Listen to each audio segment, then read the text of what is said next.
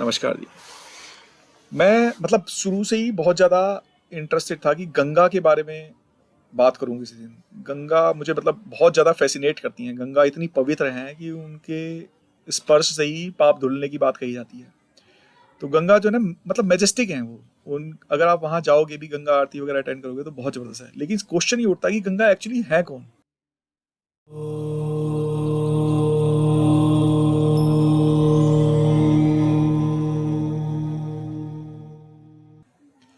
तो गंगा जो है अ, इसके लिए थोड़ा पीछे जाना पड़ेगा हमको एंशिएंट स्टोरी में।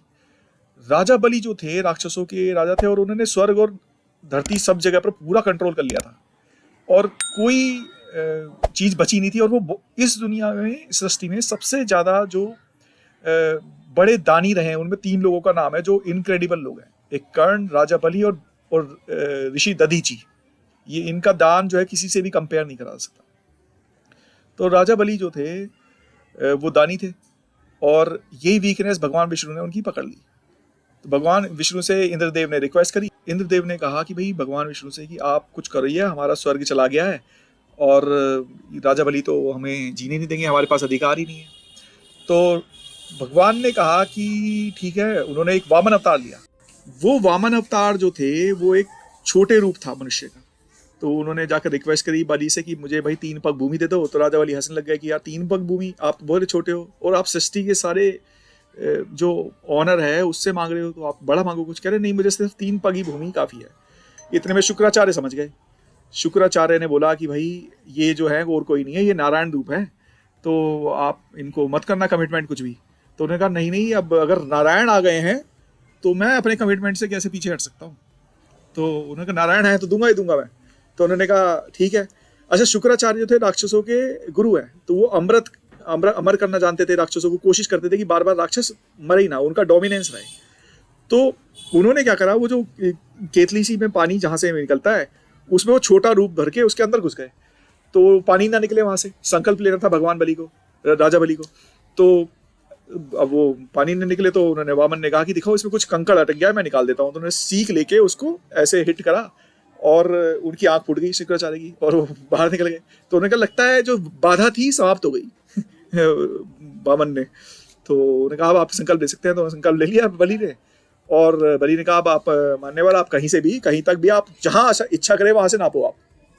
तो अब वामन अवतार जो थे वो तो भगवान ने अपना रूप दिखाना चालू करा, बढ़ते चले गए, आकार में बढ़ते ही जा रहे हैं। और वो इतने बढ़ गए कि एक जो पांव बढ़ाया उन्होंने, एक में धरती नाप ली और दूसरे में उन्होंने आकाश नाप दिया पूरा। और जब ये पूरा प्रोसेस हो गया तो उन्होंने कहा कि बताओ कहाँ रखूं अब तीसरा पाँव। तीसरा आपको रखना है, मुझे पग देना था, आपका कमिटमेंट था, आपका कमिटमेंट झूठा हो रहा है। तो राजा बलि ने कहा मेरा जो अहंकार था वो मेरे हेड में वास करता है। मैं सोचता था कि मेरे पास सब कुछ है और मैं सब कुछ कंट्रोल कर सकता हूँ, लेकिन आप ही सर्वशक्तिमान है और आप मतलब सब कुछ आप ही हैं। तो आप मेरे हेड पर रख के ना मेरा घमंड आप खत्म कर दो। तो भगवान ने उनके ऊपर पाँव रखा और वो पाताल लोक चले गए। पाताल लोक में फिर राज्य दिया गया और राजा बलि अभी भी जिंदा है। तो 7 लोग जो हैं वो अभी भी अमर हैं बेसिकली। और फिर राजा बलि ने वहां पर एक स्मार्ट मूव खेला। उन्होंने कहा, भगवान से कहा कि मैं आपसे कुछ मांग सकता हूँ। तो भगवान विष्णु ने कहा हाँ हाँ बिल्कुल। अच्छा, इस बीच भगवान विष्णु का लक्ष्मी से ग्रजेस चल रहे थे पर्सनल। तो लक्ष्मी जी के भी अहंकार को थोड़ा कम करना चाहते थे। तो उन्होंने कहा हाँ मांगिए। अब भगवान विष्णु तो सब कुछ जानते हैं कि वो क्या मांगने वाले हैं। तो उन्होंने कहा जब मैं अपने द्वार से बाहर निकलूं, पाताल लोक में जो महल है उससे बाहर निकलूं और जब मैं अंदर जाऊं तो मैं आपका चेहरा देखूं। तो भगवान विष्णु ने चालाकी से ये कहा कि ये तो एक द्वारपाल ही कर सकता है, जब द्वारपाल बन के रहूंगा तभी ये हो पाएगा, क्योंकि आप देखोगे मुझे आते जाते। तो वो कहते हैं हाँ ठीक है, आप द्वारपाल बन जाओ, मुझे कोई प्रॉब्लम नहीं है। तो वो द्वारपाल बन गए। अब लक्ष्मी जी परेशान हो गई क्योंकि उनके हस्बैंड आ नहीं रहे और दूसरी सृष्टि का पालन रुक गया है। तो उन्होंने रिक्वेस्ट करा तो बलि ने फिर दोबारा उनको रिलीज करा और दूसरी फॉर्म में वो वहां पर रहते हैं, ऐसा बोला जाता है। जब भगवान अपना आकार बढ़ा रहे थे और वो जब उनका जो नखून था वो टकराया हिमालय के पर्वत से तो एक ब्लड निकला। वो ब्लड जो था वो भगवान का ब्लड है, भगवान विष्णु का। और एक्चुअली में गंगा वही है। वो ब्लड जो हम, वो पवित्र ब्लड है जिसे हम ऑर्डिनरी समझ के ऐसे ही स्नान कर लेते हैं ना, गंगा स्नान कर रहे हैं भैया चीटे मारे। वो भगवान का रक्त है जो जिससे हम नहाते हैं और हम उस चीज को वैल्यू नहीं देते। मुझे ये थोड़ा चुभती है चीजें। अगर हम फील कर रहे हैं भगवान को तो सच में फील करना चाहिए ना। अब इसके पीछे भी एक मजेदार स्टोरी है कि आप मतलब गंगा जो है धरती पर कैसे आई, ये भी एक वो है। तो गई तो वो ब्रह्मा जी के कमंडल में थी और उसके बाद वो स्वर्ग रह रही थी।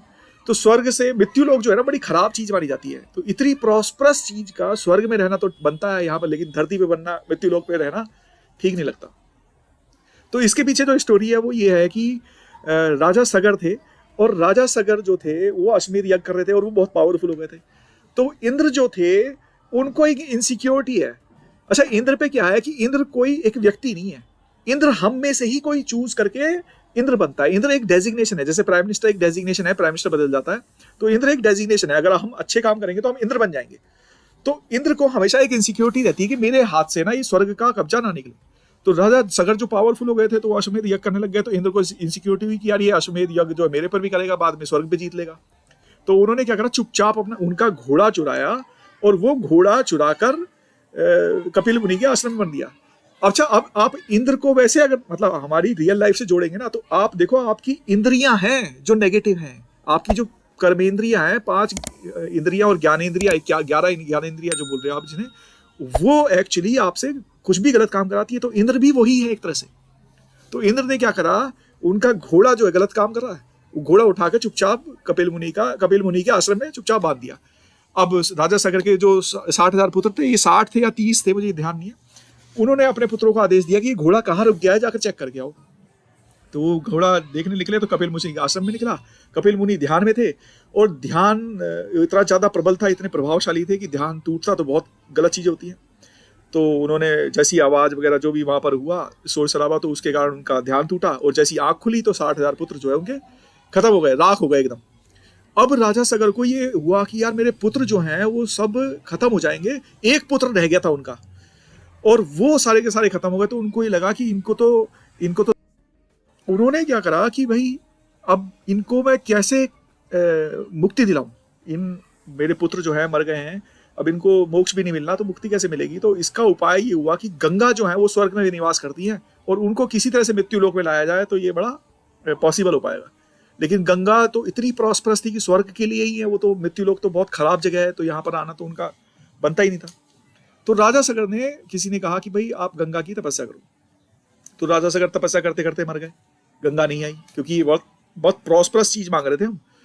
फिर राजा सगर के एक पुत्र थे दिलीप, वो मर गए, फिर एक और पुत्र वो मर गए, फिर भगीरथी हुए चौथे। तो जो भगीरथी थे, भगीरथी ने फिर तपस्या चालू करी, और उन्होंने बहुत जबरदस्त तपस्या करी कि गंगा को लाने के लिए। फिर गंगा प्रसन्न तो हुई, उन्होंने कहा लेकिन मैं आऊंगी तो मुझे कोई झेल ही नहीं सकता, तो मैं अगर आई मृत्यु लोक पर तो पृथ्वी के 2 भाग हो जाएंगे, इतनी मैं प्रॉस्परस हूँ, इतनी पावरफुल हूँ, मेरा वेग इतना है, इतना तेज इतना है मेरे अंदर। तो उन्होंने कहा कि भाई इसके लिए क्या इलाज। तो भगीरथी को ये बताया कि भगवान शिव ही हैं जो गंगा जी को धारण कर सकते हैं और वेग रोक सकते हैं। तो फिर भगवान शिव की तपस्या करी भगीरथी ने, और फिर वो भी अखंड तपस्या हुई, और उसके बाद में भगवान खुश हुए और भगवान ने गंगा का आह्वान किया और अपनी जटाओं में रखा उनको। अच्छा, यहाँ पर एक मजेदार बात है, लोग कहते हैं ना कि भाई ये माइथोलॉजी है, माइथोलॉजी नहीं, ये सच्चाई है सारी।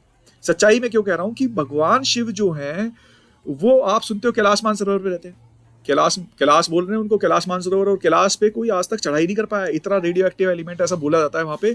जो भी क्लाइंबर चढ़ता है वो या तो अनकॉन्शियस हो जाता है, या मर जाता है, या गिर जाता है। लेकिन आज तक, जबकि वो हाइट में कम है, एवरेस्ट से तो बहुत ही कम है, एवरेस्ट पे चढ़ गए लोग, लेकिन मानसरोवर पे नहीं चढ़ पाए, कैलाश मानसरोवर पे। तो अब ये माइथोलॉजी क्यों नहीं कह रहा मैं इसको, क्योंकि अब बोला ये गया है, चित्रों में भी आपको दिखाते हैं कि भगवान की जटाओं से गंगा निकल रही है कैलाश मानसरोवर पे भगवान। लेकिन नॉर्मली हम बोल रहे हैं भाई गोमुख से आ रही है, गंगोत्री से निकल रही है, गोमुख से होकर गंगोत्री से आती हुई आ रही है, तो इनका क्या रिलेशन है। तो एक स्टडी में ऐसे देख रहा था कहीं पर कि जो मानसरोवर का जो जल है और जो गोमुख का जो जल है, अगर उन दोनों के आइसोटोप्स चेक करे जाएं तो वो मैजिकली सेम है हाइड्रोजन के, तो ऑक्सीजन के, सॉरी। तो ये जो आइसोटोप्स हैं अगर ये सिमिलर है तो इसका मतलब वो सेम तरीके का वाटर है जो ट्रैवल कर रहा है, और वो इंटरनली ट्रैवल कर रहा है। और यही बात सरस्वती नदी की है। सरस्वती जो जहां से बोली जाती थी कि गंगा यमुना सरस्वती है, प्रयाग में आकर वो लुप्त हो गई है, वो इंटरनली हरियाणा से होकर गुजरती हैं। और हरियाणा जो है हड़प्पा सिविलाइजेशन का पार्ट है, बहुत बड़ा, 8,000 साल पहले की सिविलाइजेशन थी, और एक अभी सभ्यता मिली भी है। मतलब पूरा हरियाणा तक डेवलप्ड सिविलाइजेशन है। किसी और दिन में इस पर एक वीडियो बनाऊंगा जिसमें हम बताएंगे कि 8,000 साल पहले हम लोग क्या थे। आज तक इतनी कोई भी दुनिया की एडवांस सिटी भी उसके आसपास भी नहीं है, अंदर ड्रेनेज सिस्टम भी थे वहाँ पर। तो चलो उसकी बात बाद में करते हैं। तो कैलाश मानसरोवर से जो गंगा निकलती हैं फिर गोमुख आती हैं और गोमुख के थ्रू यहाँ पर हमारे पास में आती है, और हम बड़ा ऑर्डिनरी से एक बोतल में पानी भरते हैं और चुपचाप ले आते हैं, और वो कीड़ा नहीं लग रहा, और इस बात से इम्प्रेस रहते हैं। दुनिया में बहुत ज़्यादा प्रॉस्परस नदी है, दुनिया की सबसे ज़्यादा। एक बार तो अंग्रेज भी, जो अंग्रेजों की इंग्लैंड की एक नदी है जिसको फादर थेम्स बोलते हैं, तो वो थेम्स नदी जो थी, अभी अब यमुना का कॉन्सेप्ट चल रहा है ना कि यमुना गंदी है, साफ नहीं कर पा रहे, और गंगा के पीछे भी ये हुआ कि भाई ये हम साफ नहीं कर पा रहे। गंगा तो खैर बहुत ज़्यादा जड़ी बूटी और विटामिन है, लेकिन यमुना जो बहुत ज़्यादा गंदी हो गई है, 1800 समथिंग की बात है, थेम्स नदी के कारण उनका पार्लियामेंट बंद करना पड़ा था, इतनी बदबू आ रही थी वहां पर, इतना ज़्यादा गंद फेंकते थे वहां पर इंग्लैंड के लोग। अभी हम बहुत ज़्यादा खुश रहते हैं कि बड़े अच्छे साफ लोग हैं और हम गंदे हैं, तब उल्टा था। वहां के न्यूज़पेपर में ये छपा था कि इंडियन लोगों से सीखो कि अपनी नदियों को किस तरह से देवी देवता मानकर पूजा जाता है। और मेरे जो फादर थे, जब वो छोटे थे, वो लगभग 1950-60s की बात होगी है, तब तक भी कछुए थे यमुना में, और गंगा जी जो है वो मगर वाहिनी बोली जाती है, और यमुना जो है वो कच्छप वाहिनी बोली जाती है। अब आपका कछुआ ढूंढने से नहीं मिलेगा वहां पर। तो गंगा और यमुना बहुत पवित्र नदियां हैं। सरस्वती बहुत ज़्यादा पवित्र थी, अभी नहीं दिखती, लेकिन इंटरनली वो बहती है। और आज के लिए मेरे ख्याल से हम इसी पर रोकते हैं, इसी पर सभा समाप्त करते हैं अपनी। आशा करता हूँ कि आपको थोड़ा सा इंटरेस्टिंग फैक्ट्स मिले होंगे सुनने को।